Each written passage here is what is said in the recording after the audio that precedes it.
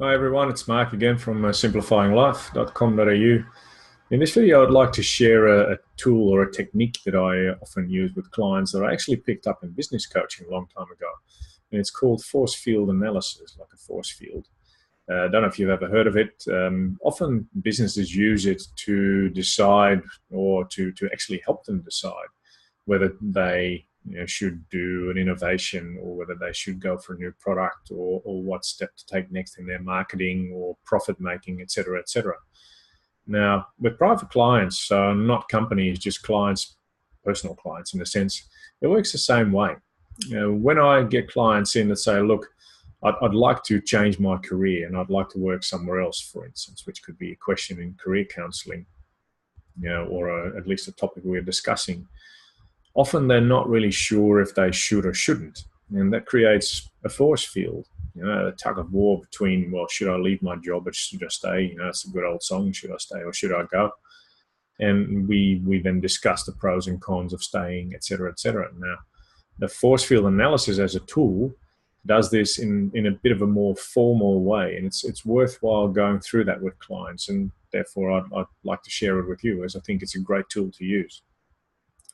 When you are finding yourself in a force field between something you are intending doing or stopping, or you want to do something that you're not sure of if you should do this, the best way to resolve that force field, and the force field sits in the middle, obviously. So if you want to do it on paper, I would write my intended action or intended stopping action in the middle. So let's stick with the career example. I will quit my current job and look for a new one or find a new one. And that's then the force field between what you're now thinking, what you'd like to be thinking or doing.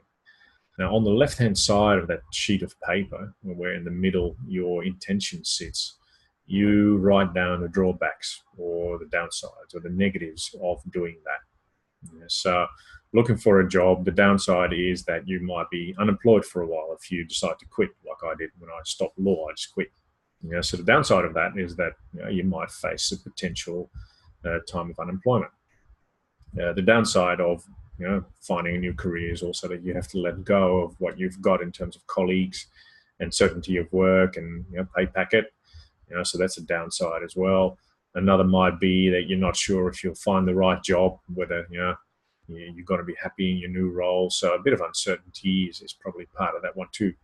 And you would write all those negatives or drawbacks or downsides of going for a new job on the left-hand side, and list as many as possible. Be exhaustive if you can, as many as possible. On the right-hand side of that same sheet of paper, you would write the positives, the benefits, the good things that are going to come from you finding a new job. Give you a couple of examples. The excitement of doing something new, the excitement of stepping away from a job that doesn't honor you anymore and finding something that's completely in line with your purpose and your values. Perhaps there could be a salary increase or better growth opportunities, or your wife or husband might be happier because you'll be home by dinner now instead of having to work till 8 o'clock every night. Just mentioning a couple here. Again, write down or think up as many of the positive elements as you can think about, the benefits that you can think about of actually changing.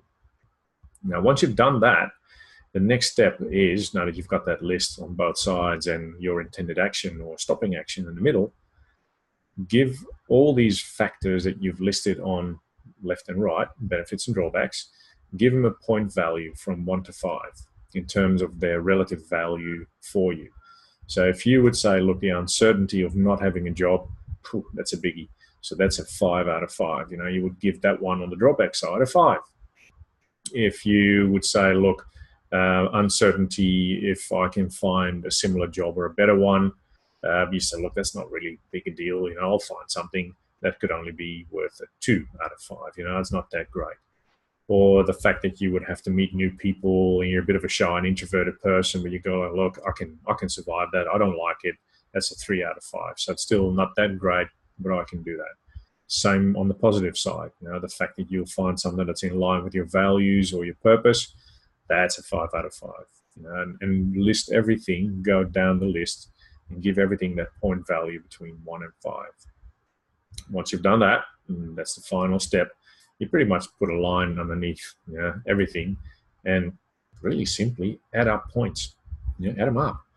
What you'll get is a number or a figure down the bottom in terms of drawbacks, and you'll get a figure in down the bottom in terms of benefits. And what you can then do, and it's purely a left-brained exercise, but it's an intellectual exercise to assist you in making a decision by looking at the force field from a bit of a detached, distant, dissociated way, in a sense. You're looking at it from a scientific point of view. What you'll get is a number that will indicate whether it makes more sense, whether it's more logical, whether it's smarter to actually do this new step or stopping step, or not, based on the number of drawbacks and the number of benefits. So if you say, for instance, like, I'd like to change my job, that's my intention, the drawbacks of that, you list them all, and it ends up being 40 points or 50 points, whatever. And you list all the benefits, and the benefits work out to be about 75 points. And logically, it seems to make sense to actually go for it and change your job, because potentially the benefits of you changing your job will outweigh the drawbacks, the negatives. And then it's worthwhile doing it. If on the other side, you find that there are more drawbacks than benefits, then at first sight, it might not be such a smart idea. Now, there's a way to work that, because you don't have to be done there. You could look at drawbacks and benefits and say, well, how can I soften the blow on the drawback side? If I know that uncertainty is a 5 out of 5 and I don't like it, well, perhaps you could temporarily get a casual or part-time job that fills in the gap, so that uncertainty is not that big anymore. Maybe you scale down to a 2 or a 3. And on the upside, if you go like, well, increase of happiness is important, but not really that important. I more do it for my purposeful stuff.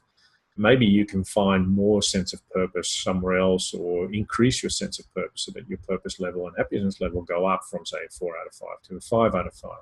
So you can tweak the list, and you can tweak the drawbacks and benefits a little bit, and then add them up and look again. Ultimately, you'll end up with a score under the line that only gives you an intellectual sort of left brain indication whether it seems a good idea or a bad idea to undertake the step that you're intending to take. But it can help you make that decision. Ultimately, the decision is up to you. I've made decisions in my life where, if I would have really done this exercise properly, and I didn't know it at that stage, but if I had done that force field analysis on that decision, the drawbacks would have probably outweighed the benefits. But because it still felt, really on the inside, heartfelt, felt like the right thing to do, I still did it.